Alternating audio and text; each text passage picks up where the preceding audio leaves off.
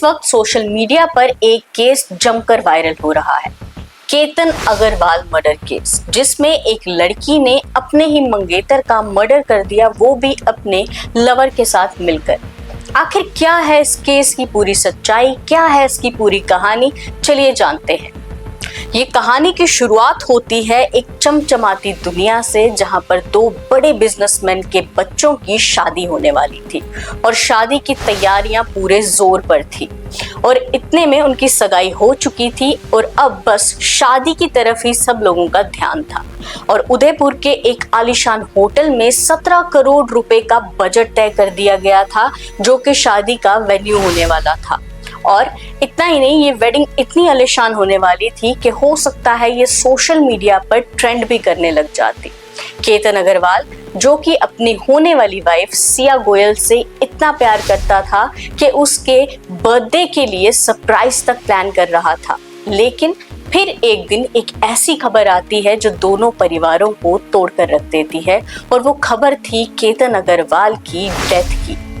और उस खबर में उन्हें ये बताया गया कि केतन ट्रैकिंग के दौरान केतन का पैर फिसलता है और वो एक गहरी खाई में गिर जाता है और उसकी मौत हो जाती है।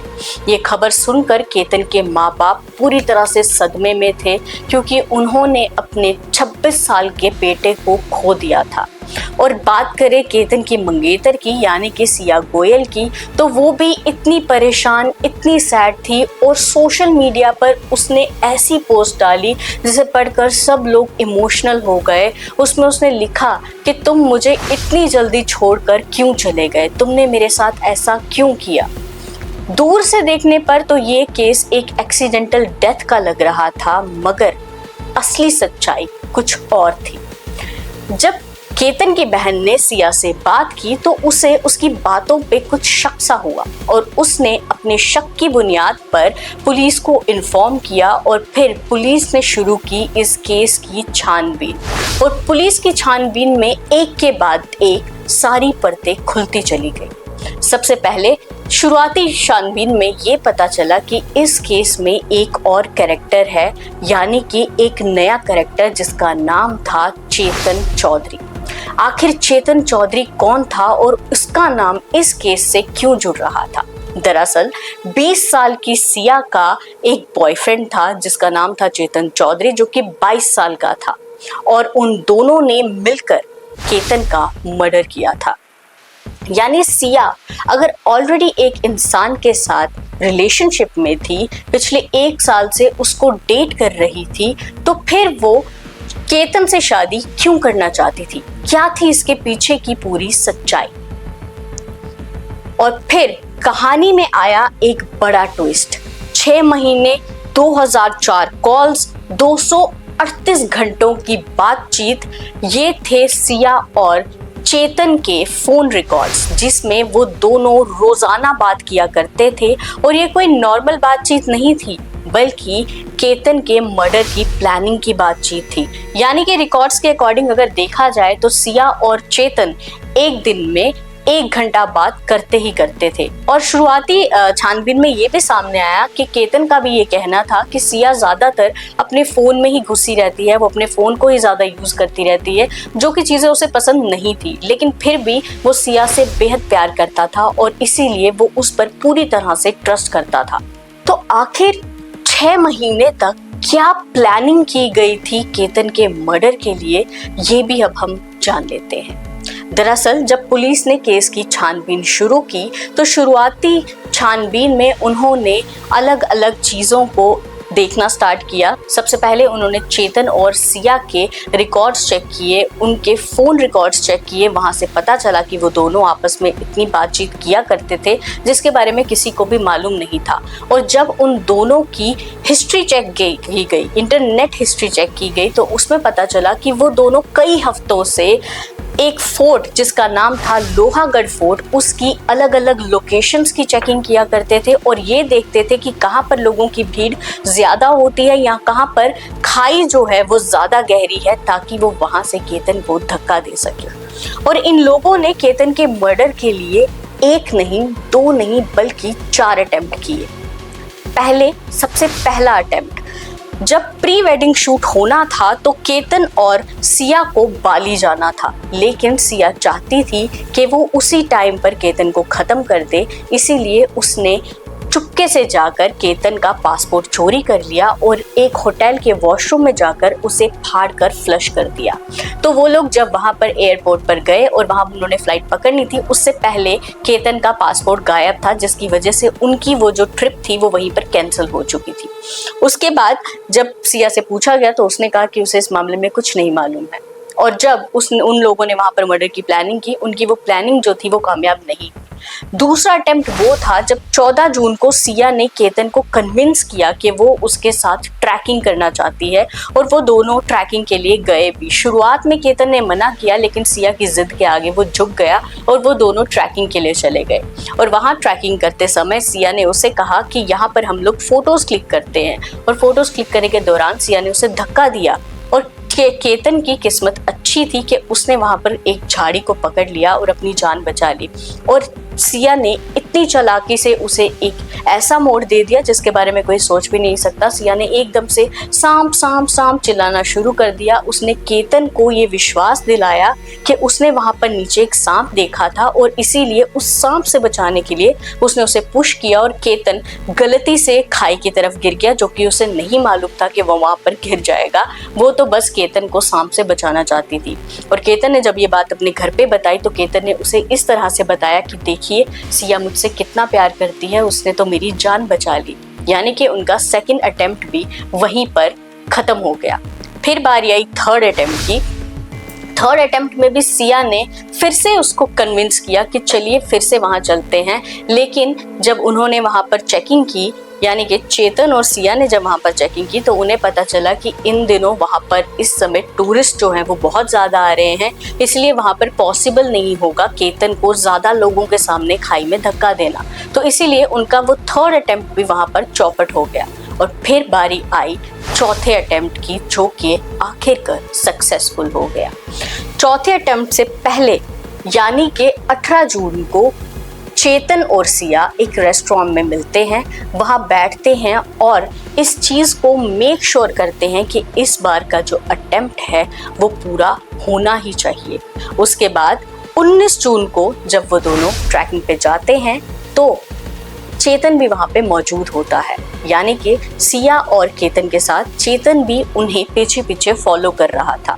जब पुलिस ने इस केस की छानबीन शुरू की तो उन्हें सीसीटीवी में एक ऐसी चीज़ दिखी जिससे उनका माथा ठनक गया। जब पुलिस ने सीसीटीवी की फुटेज चेक की तो उसमें उन्होंने देखा कि केतन और सिया के साथ एक तीसरा इंसान उनके पीछे पीछे चल रहा था, जिसने 33 डिग्री की धूप में एक भारी विंटर हुडी पहनी है, मुंह पर मास्क लगाया है, हेडफोन्स लगाए हैं और चश्मे पहने हैं ताकि उसकी शक्ल पहचान में ना आए।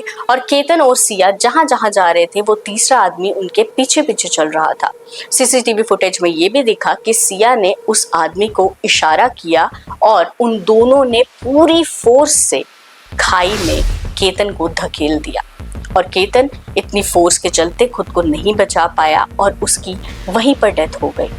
यानी एक सोची समझी साजिश। अब आप लोग सोचेंगे कि आखिर इन लोगों ने उसे क्यों मारा, क्योंकि अगर वो दोनों एक दूसरे से प्यार करते थे और अगर उनकी फैमिलीज एक दूसरे के लिए नहीं मान रही थी तो उन्होंने भागकर शादी क्यों नहीं कर ली, या फिर उन लोगों ने शादी तोड़ने का फैसला क्यों नहीं लिया। तो इसकी सच्चाई ये है कि जब इस बारे में सिया से पूछा गया तो सिया ने कहा कि उसे अपने परिवार की इज्जत की बहुत केयर थी, और जब इस बारे में चेतन से पूछा गया तो चेतन ने ये बताया कि उसने सिया को कहा था कि हम दोनों भागकर शादी कर लेते हैं, लेकिन सिया ने बोला कि उसके लिए उसके परिवार की इज्जत बहुत ऊपर रहती है, इसीलिए वो उसके साथ भाग नहीं सकती। लेकिन हम एक काम करते हैं कि हम केतन को अपने रास्ते से हटा देते हैं, फिर हमारे लिए शायद मेरे घर वाले मान जाएं।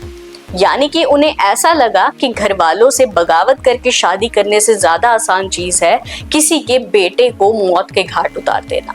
ये तो एक दिलचस्प बात थी। जब सिया के पेरेंट्स से बात की गई तो उसके पेरेंट्स ने कहा कि उन्हें इस बारे में कुछ मालूम नहीं था। अगर सिया ने उसे वहां से धक्का दिया है तो सिया को उसी खाई पर ले जाके उसे वहीं से धक्का दे देना चाहिए। सिया के माँ बाप ने ये भी कहा कि वो नहीं जानते थे कि ये चेतन कौन है, वो उसे कभी नहीं मिले थे, बस उन्हें ये मालूम था कि एक इवेंट के दौरान सिया और चेतन की मुलाकात हुई थी, बट उसके बाद से अब तक उन्हें इस इंसान के बारे में कुछ भी नहीं मालूम था। उनका ये भी कहना है कि अगर सिया हमसे आकर उसके बारे में बात करती तो हम उसे मना नहीं करते, हम उसे नहीं कहते कि तुम वहाँ शादी नहीं कर सकती। अब इस बात में कितनी सच्चाई है कितनी नहीं वो तो आगे की जांच में मालूम पड़ ही जाएगा। तो वहीं जो केतन के माता पिता हैं वो चाहते हैं कि इस चीज को लेकर सख्त से सख्त कार्रवाई की जाए और उनके बेटे को इंसाफ दिया जाए। अब बात यहाँ आती है कि आखिर सिया शक के घेरे में आई कैसे। दरअसल जब शुरुआत में केतन की मौत की खबर उसके घर गई तो वहां पर मातम का माहौल था और सिया भी इस तरह से रो बिलक रही थी जैसे उसकी जिंदगी खत्म हो गई हो। वो उसके परिवार के पास रोजाना जाती थी, वहां उनके साथ रोजाना टाइम स्पेंड करती थी। लेकिन एक दिन जब केतन की बहन ने सिया से बात की और पूरे इंसिडेंट को दोबारा सुनना चाहा कि आखिर ऐसा हुआ क्या था और उसका पैर वहां पर स्लिप कैसे हो गया, क्योंकि केतन के परिवार वालों के अकॉर्डिंग जो केतन था वो इतना अच्छा ट्रैकर था कि वो पहले भी कई बार ट्रैकिंग पे जा चुका है, उसने बहुत सारी प्रैक्टिस वहां पर कर रखी थी, तो ऐसा हो ही नहीं सकता था कि उसका पैर ऐसे अचानक से स्लिप हो जाए और वो वहां से गिर जाए। लेकिन जब सिया से इस बारे में पूछा गया तो सिया हर सवाल में फंसने लग गई। उसकी कहानी थोड़ी थोड़ी देर में चेंज होने लग गई और जब वो काउंटर नहीं कर पाई तो जाकर केतन की बहन को ऐसा लगा कि हो सकता है इस लड़की का इस केस में कोई ना कोई गलत रोल है और इसीलिए उसने तुरंत पुलिस को ये बात बताई और जब पुलिस ने छानबीन की तो ये केस पूरी तरह से सामने आ गया। लेकिन अब कुछ वीडियोस ऐसे भी वायरल हो रहे हैं जहां पर यह भी बताया जा रहा है कि सिया का कहना है कि उसने पुलिस को बताया कि उसने इसीलिए केतन को मार दिया क्योंकि केतन के बाल नहीं थे, वो हकलाता था, इसीलिए वो चाहती ही नहीं थी कि वो उससे शादी करे और उसको ये बात बहुत बाद में पता चली। लेकिन जब उसे ये बात पता चली तो बहुत लेट हो चुका था उस शादी को वहां पर तोड़ने के लिए, क्योंकि इन्विटेशंस ऑलरेडी लोगों तक पहुंच चुके थे, वेन्यू पहले से ही डिसाइड हो चुका था, तो इसीलिए उसके पास उसको मारने के अलावा और कोई रास्ता नहीं था। उसे ये भी कहा कि उसने चेतन के साथ रिलेशनशिप भी इसलिए बनाया ताकि वो केतन को मौत के घाट उतार सके। लेकिन ये बात कहीं ना कहीं गलत साबित होती है क्योंकि उन दोनों का रिलेशनशिप पिछले 1 साल से चल रहा था और सिया और केतन की एंगेजमेंट फरवरी में हुई थी, यानी कि ऐसा हो ही नहीं सकता कि ये कारण हो। और अगर वो उसको लग रहा था कि वो हकलाता है, उसके बाल नहीं है, तो वो अपने पेरेंट्स को इस बारे में बता सकती थी, मगर ऐसी कोई भी रिपोर्ट सामने नहीं आई है जहां पर किसी ने भी ये चीज कही हो कि ये बात सिया ने अपने पेरेंट्स से कही थी। अब आखिर इस केस की सच्चाई क्या है क्या नहीं, लेकिन एक चीज जो है वो काफी जगहों पर हमें सुनने को मिल रही है कि आजकल लड़कियों पे ट्रस्ट नहीं किया जा सकता। अगर हम अरेंज मैरिज कर रहे हैं तो क्या पता कौन सी लड़की सिया गोयल जैसी निकल जाए या फिर उस लड़की जैसे निकल जाए जिसने अपने हनीमून में अपने हस्बैंड को धक्का दे दिया था, सोनम रघुवंशी जैसे निकल जाए जो हनीमून में जाकर अपने ही पति को अपने बॉयफ्रेंड के साथ मिलकर खाई से धक्का दे दे। तो इसीलिए अगर हम बात करें लड़कियों की तो लड़कियां तो फिलहाल ऐसे केसेस सामने आ रहे हैं जिसपे अरेंज मैरिज से लोगों का विश्वास उठता जा रहा है, लेकिन कहीं ना कहीं लड़कियों को भी मारने के केसेस लगातार वायरल होते जा रहे हैं जिसमें डाउरी के लिए या पैसों के लिए लड़कियों को मार दिया जाता है। तो गलती एक जेंडर की नहीं है, गलती आई थिंक जितना मुझे लगता है गलती है अपब्रिंगिंग की, या फिर जो पेरेंट्स अपने बच्चों को प्रेशराइज करके ये कहते हैं या तो तुम इससे शादी करो, तुम्हारे पास कोई और दूसरा ऑप्शन नहीं है, तब जाकर ये बच्चे इस तरह की हरकतें करते हैं। आप इस तरह के केसेस को किस तरह से लेते हैं हमें कमेंट सेक्शन में कमेंट करके जरूर बताइए और बाकी तमाम खबरों के लिए देखते रहे न्यूज़रूम 24 आवर्स।